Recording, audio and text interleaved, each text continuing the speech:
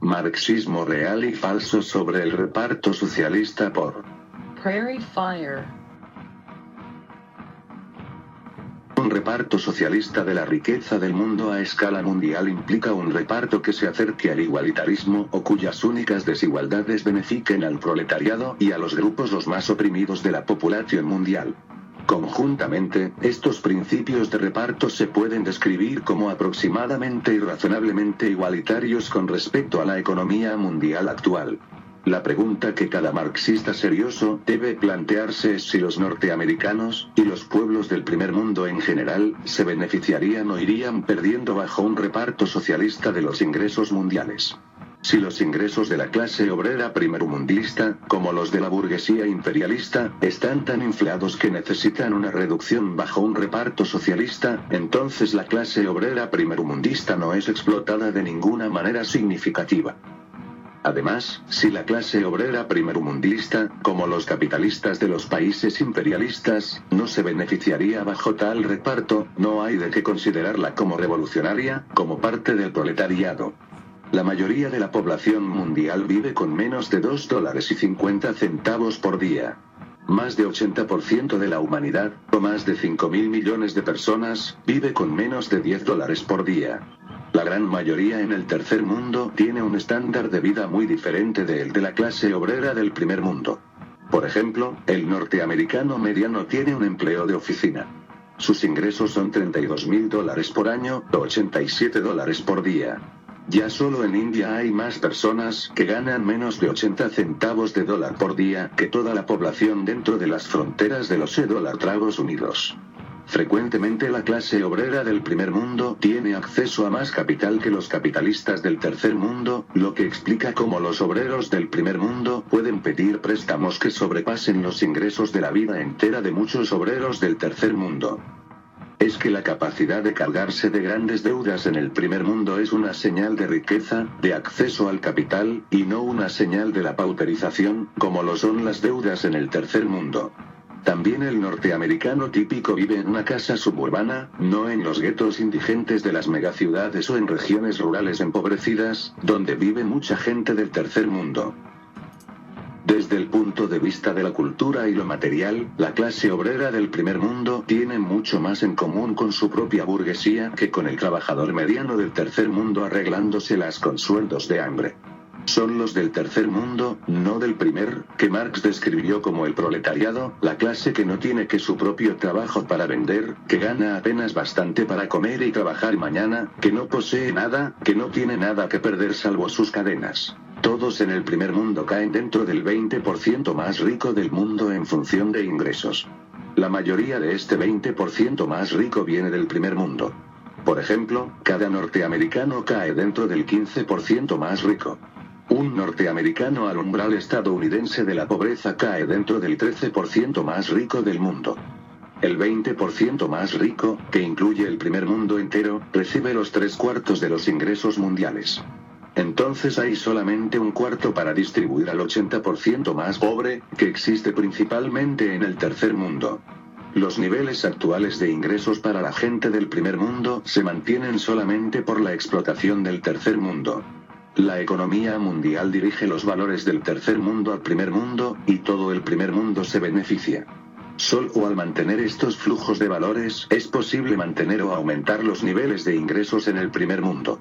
Así será la realidad, no importa que un régimen del primer mundo se diga socialista o no.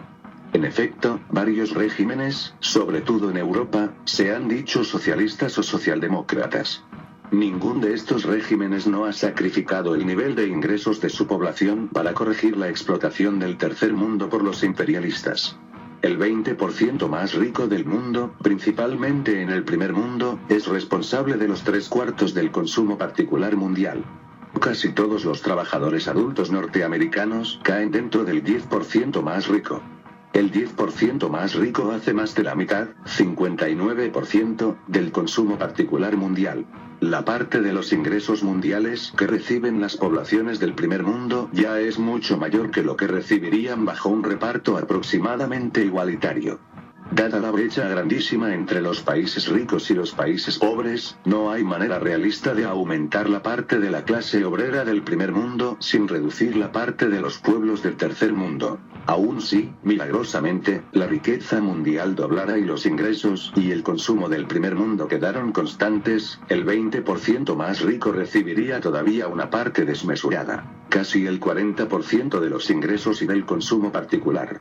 Es decir que no es posible nivelar la situación entre el 20% más rico y el resto de la humanidad, incluso si la producción social doblara y el 80% más pobre recibiera todo el excedente.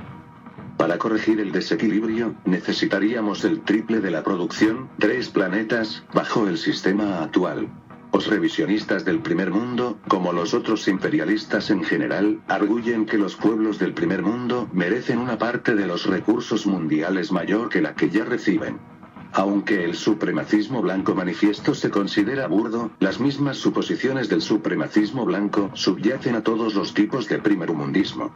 Los primermundistas suponen, de manera religiosa, que los norteamericanos, y los pueblos del primer mundo en general, deberían recibir más y que los pueblos del tercer mundo deberían recibir menos, ya que los que mantienen el primero deben creer el segundo también. Aumentar considerablemente el reparto en una parte del nexo causal de la economía mundial necesita una reducción del reparto en otra parte. Sencillamente, no es posible mantener o aumentar considerablemente el estándar de vida para 300 millones de personas en los Estados Unidos sin imponer la pobreza en otra parte, en el tercer mundo. Asimismo, es imposible aumentar considerablemente el estándar de vida de aproximadamente 5.000 millones de personas en el tercer mundo sin bajar los ingresos de los otros, los del primer mundo. La falta de reconocimiento de este hecho no es marxismo sino puro utopismo. No hay ningún remedio milagroso para aumentar los ingresos y el consumo del tercer mundo al nivel explotador del primer mundo. En efecto, aún probablemente no es ni deseable ni sostenible del punto de vista ecológico. Los verdaderos socialistas luchan para un estándar de vida razonable para todos, lo que es necesario para eliminar toda opresión. Los socialistas no propugnan un mundo de fantasía donde todos viven como los más ricos viven hoy día. No propugnan tampoco que se mantenga, cuanto menos que se aumente, el nivel actual explotador de ingresos y consumo del primer mundo. Después de todo, la capacidad productiva y los recursos del planeta son limitados. El primermundismo y la teoría de las fuerzas productivas lo niegan. Los primermundistas deben rechazar la idea que el socialismo implica un reparto aproximadamente igualitario entre los pueblos o dejar sus pretensiones de ser socialistas. En todo caso, la visión primermundista de la sociedad implica mantener y aumentar las desigualdades actuales en el mundo. No importa que se llame socialista o no, el primermundismo propugna la desigualdad entre pueblos e imperialismo.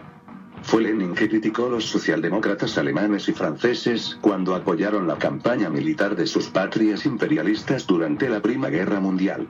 Así los revisionistas valoraron sus propios pueblos, sus propias clases obreras, por encima del proletariado mundial.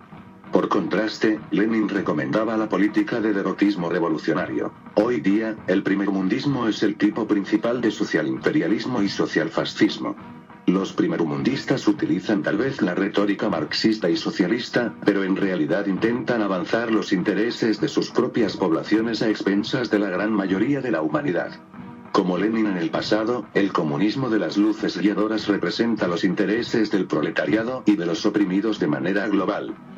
En su libro Viva el triunfo de la guerra popular, Lin Biao dijo que la fuerza motriz, dando forma a nuestro mundo, es la confrontación de la ciudad mundial por el campo mundial.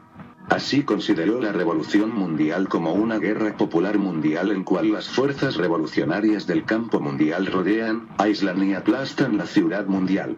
De esta manera, Lin Biao amplió y universalizó la teoría maoísta de la guerra popular.